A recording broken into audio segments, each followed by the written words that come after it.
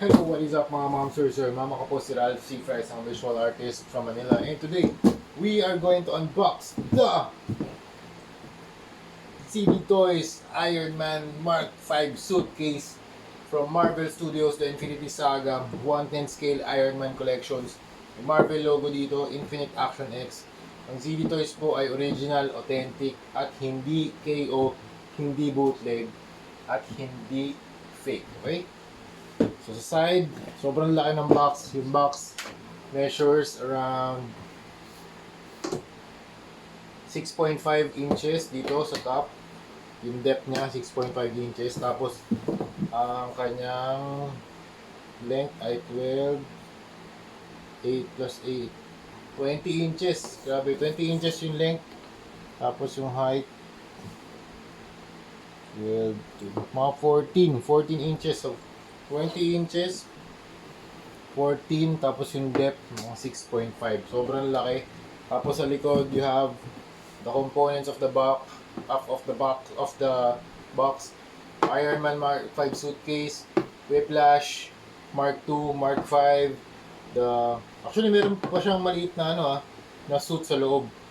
So yun, pag binuksan mo to, meron kang dust bag and yung mga protectors sa box. Also, thank you very much Sir Mark of Laruanan for sponsoring this video, and also for providing this super cool Mark V for unboxing, review, and customization. Okay?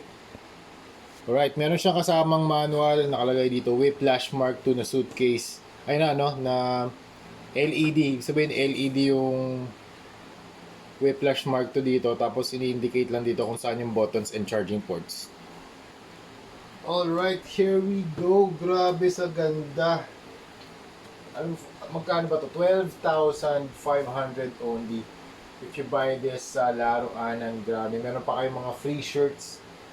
Sobrang ganda. Ang length niya ay about 12, 7, 19 inches. Tapos ang depth ay 5 inches. Tama ba? O, mga 5 inches. Yan. Tapos yung height niya, mga 12 inches tall. Grabe. Grabe yung design nito. You have the silver here. Ano ba ang box na ano? Ito yung ZD Toys. ZD Toys box. Teka. Ito kalaki yung ito yung normal na ZD Toys box Grabe. Tingnan nyo kung gaano kalaki yan. Diba? Sobrang lapit. So ito yung front. You have the grills here. Tapos parang siyang exhaust. Tapos dito parang ito super glossy. Super glossy, walang any weathering. It's a combination of silver and red. Grabe, sobrang ganda ng mga details, mga panels. Grabe, ganda talaga. Ito naman yung side. Yan Yan yung side naman. Sobrang lupit din. Parang mayroong mga mechanism din dito sa side. Ganda ng finish. Super nice sculpt. Ganda ng proportion. Para talaga siyang movie prop. Kaya ganito siya mahal. Kasi talagang magandang display sa may mga Iron Man na collection. Super nice na movie prop talaga siya. Ang ganda kahit nakaganto lang, nakasarado. Tapos meron ka nito sa bahay, di ba? Ang ganda niya, Medyo mabigat siya, Medyo mabigat yung suitcase. Yan. Tapos yung handle naman, medyo ayos naman yung pagkaagawa. Very smooth. Wala makikita mga knob marks. So, naghahanap na ako ng mga paint scratches. Walang paint scratches. Sobrang smooth na suitcase to. Grabe, napakaganda talaga. So yun, meron mga buttons dito sa taas. Hindi ko lang alam kung ano yung front, yung top tsaka yung gagamitin na, hindi ko alam kung ano yung top tsaka bottom, kaya mahuhula na lang tayo dito. Meron tayong dust bag. May kasamang dust bag yun. Kaya pag hiniga natin to, yan, gagamitin na lang natin para hindi siya magkaroon ng scratches. Tapos dito meron buttons. Ayan dito meron button sa ilalim. Ito. So, Yan, pag bumukas, so nakabaliktad tayo. Dapat bubukas yan. Yan. Yun. Yan, push nyo lang to. Okay, push up, outward. Itong mga buttons na to. Tapos, sumarado ulit. Tapos iangat nyo na lang yan. Okay. Tapos makikita nyo na, grabe. Yun, may mga hinges lang dito. May mga screws. Pero sobrang solid. Para siyang velvet egg tray. Yun lang dito sa loob. Yan, velvet egg tray. Tapos, meron siyang plastic na kung saan nakalagay yung mga figures. You have Iron Man and Whiplash Mark II. Tapos, apat na effects. Tapos, meron ka maliit na suitcase din. Stand, alt hands. And, walang alt hands si Whiplash. Pero meron siyang meron siyang accessory yung ganda. LED rin siya. Tsaka malaki siya. Okay, pakita ko lang sa inyo na mas close up. Grabe yung detail nito sa loob. Yan. Yung mga mechanism dito. Yan. 6 na screws. Kaya matibay talaga yung gawa nito. Also, malinis lang siya dito sa loob. Wala nang any mechanism sa inside the suitcase. Pero meron lang siya makonting design dito. Ayan. Ganda. Linis ng pagkakagawa nito. Grabe. Yun, no? Napakalinis. Grabe. So, dito na tayo sa figure. You have the Mark V and Whiplash. Excited ako dito kay Whiplash. Grabe, sobrang ganda niyan. Okay, tanggalin na natin siya sa clamshell. Grabe, sobrang lupit. Medyo mabigat din ha. Ito maganda rito yung accessory niya. Alam ko, may ilaw din to eh. Angas oh. Alam ah. Set aside lang natin. Also, Mark V. I think it's just the same. Walang pinagbago. Hindi siya LED version though. Walang LED to. Normal lang na Mark V. And then we have the suitcase din na mas maliit. Ayan. Pero review natin. Tatanggalin lang natin isa-isa. Okay? Alright. Again, thank you very much Sir Ariel Justin Baste of Laruan. And if you want this suitcase set, you can buy it for 12,500 only. Kasama na si Mark V.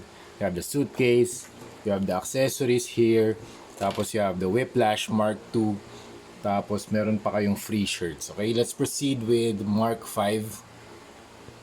Sobrang galing talaga gumawa ni ZD Toys ng mga Iron Man action figures. Pero from the looks of it, wala silang ginawang improvement dito sa Mark V. So same pa rin dun sa version 1. I think this is the original Mark V design na ginawa nila. And then, grabe, ang ganda talaga. Parang yun sa lang sa movie lang. Ito dapat to silver eh. Ay, teka. Kuha tayo ng pointer. Yan. Ito dapat to silver yung mga panels dyan, okay? Tapos look at the head, panel lines. Tapos yung suit, very slim. Yung contour or yung shape niya. Yung composition ng armor panels, very slim kasi nga compact type yung suit na to. And grabe yung likod oh. Tignan nyo yung mga maliliit na screws, yung mechanical detail, grabe. Tapos yung paint jobs, very very nice. Super shiny ng red, cherry red. Then you have the silver combination niya, silver, black panel lines, and red for the armor panels. Then you have the arc reactor. Wala siyang LED. Tapos hindi rin in-improve itong part na to. Hindi rin siya in-extend. Kaya pag in-extend yung torso niya, meron siyang malaking space dito. And then, pero kung ipopost nyo naman siya ng ganyan, tapos may angle naman, so hindi naman siya makikita, okay na rin yun, di ba? You have to make that sacrifice para makabend siya ng todo talaga. Grabe ganda. Look at the disc here. Tapos grabe yung armor panels. So, ang linis ng gawa. Sobra. Malinis yung gawa. Tapos tama naman yung panel lining. On point. May mga screws. You have the silver armor panels here. The backbone here. Ito, tuwan-tuwa ako dito sa mga details. So, sa loob, yung sa mechanical details dun sa inner workings ng suit. Para talaga may nangyayari dun sa sa armor sa loob eh. Parang meron talagang tao na sinuot tong suit na to. Yan. Tapos yung paa, ganda. Ang daming panel lines pala nito. Na-appreciate ko ulit yung Mark V kasi grabing ang lupit ng pagkakagawa nito sa ano, pag yung reveal niya sa MCU, yung sa racing scene. Tapos ito yung suitcase, super nice. Medyo may konting paint bubbles lang dito. Pero ito yung maliit na version nung ano, nung 1:1, grabe. Hindi ko alam kung anong scale to. 1:10 scale. Tama, 1:10 scale to. Tapos yung isa, 1:1 scale. Super nice pa rin. Super glossy. They have the silver detail here. The screws. Panels. Medyo may misprint lang ng red dito. Overspray lang yan. Pero super cool pa rin ang pagkakagawa. Very detailed pa rin na suitcase. Hindi siya nabubuksan. Yan. Sana mag-include sila in the future ng nabubuksan na or mga suit-up versions ng mga Iron Man na action figures. Yung ginagawa rin ni Hot Toys. Actually ito, parang mini Hot Toys na talaga. Sa ganda. Yan. Tapos may alt hands. 1, 2, 3, 4, 5, 6 alt hands. Tapos meron kang flame effects. Tapos yung flame effects, pwede mong or yung repulsor effects. Pwede mong ikabit dito sa kamay. Yan. Tapos, pwede mo rin kabit kay Iron Man. So, you can do repulsor blast effects. Teka.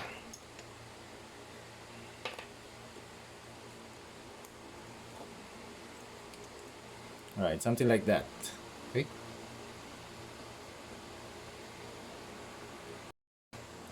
Okay, let's proceed with Whiplash Mark II or Blacklash. Grabe, wala lang akong Ironmonger dito. Gusto ko sana siyang pagtabihin with Ironmonger. Pero, ano kayang height nito? Teka. Ang height niya ay around 9 inches tall. Super nice. Yan. Tapos ito yung scaling niya with Mark V. Yan. Tapos ang maganda dito kay Blacklash ay LED version siya. So ngayon nagcha-charge siya using a mini USB cable. Yan sa likod. Na tatanggal to, naangat. Meron kang peg dito. And then, pag nagcha-charge si Blacklash or si Whiplash Mark II, red yung LED niya. Pero pwede nyo rin namang i-turn on using the power button here. Yan. Turn on nyo, yan, iilaw siya. Malakas yung LED. Tapos dito, mayroon din siyang LED lights. Hindi ko lang alam kung tatagos yung LED lights dun sa kanyang, dun sa accessories niya na parang coils. Okay, mamaya tetest natin to. Pero for now, details muna tayo dun sa suit. Ito yung likod ng suit. Tapos, you have the backbone here. Backbone design, hydraulics. Super nice. Tapos, pwede nyo i-pull to to reveal yung port at saka yung power button. Okay, look at the hydraulic design here. Grabe. So okay, start tayo sa head.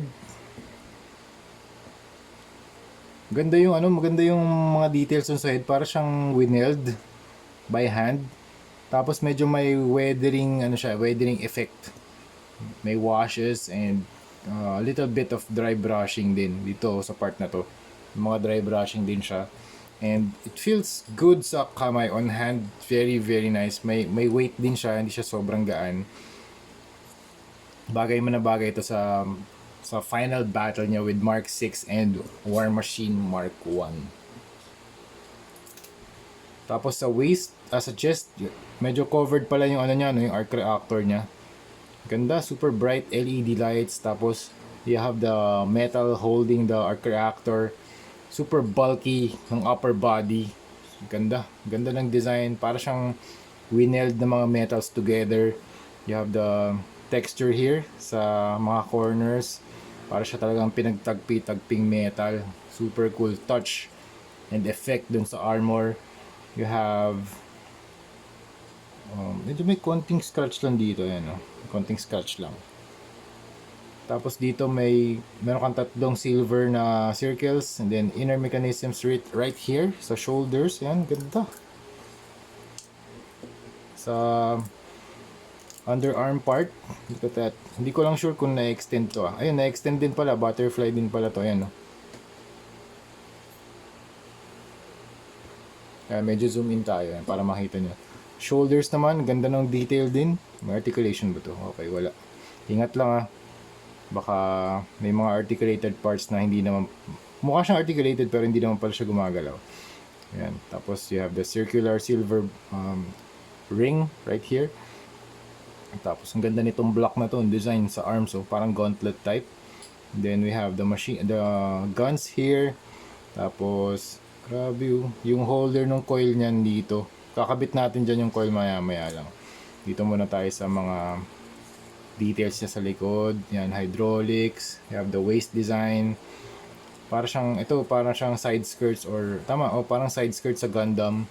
Ano tawag dito? Thigh skirts or thigh armors. Super nice. Then you have the welding texture, the screws. Yan. Hydraulics. Paano ba ito nag-work? So, sabihin, okay. Astig. So, pag nag-connect siya, pupasok tong part na to dito. Ayun o. Okay. Nice. Double jointed ba to? Kaya lang Okay. Very careful lang kayo dito. Okay. Sobrang late lang ng articulation ito. Hindi siya super articulated. Tapos pa kaya. Okay, konti lang din. Look at the feet. Grabe, ang ganda. Sobrang panalo. Parang hydraulics din. Inner mechanical details, so nice. Tapos may black wash din pala dito. Nag-apply sila ng black wash. Tapos konting punas lang din para matanggal yung black wash. Ayun, may mga traces pa ng ng washes. Yung mga hindi napunasan.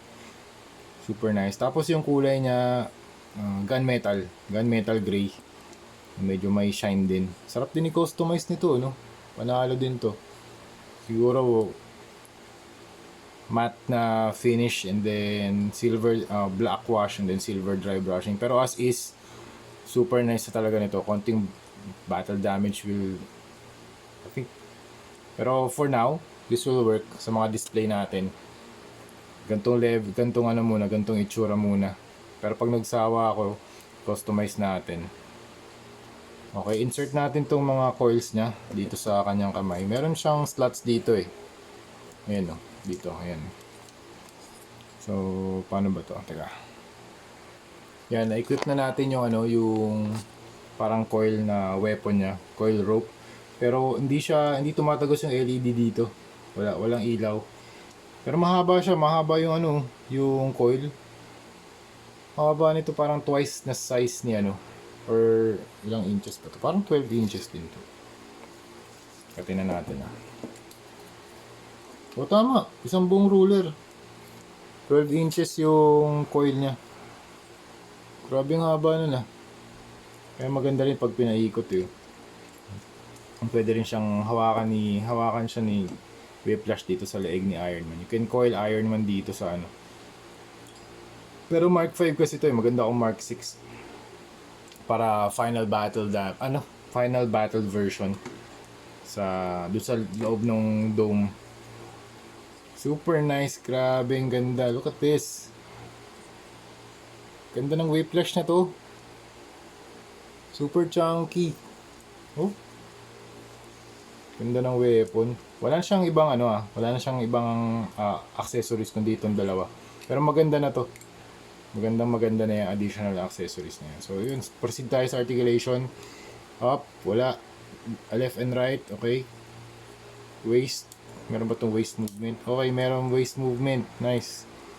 Tapos up, 360 yan. Shoulders, wala. Cut. Bicep, wala rin. Bicep cut, wala rin dito.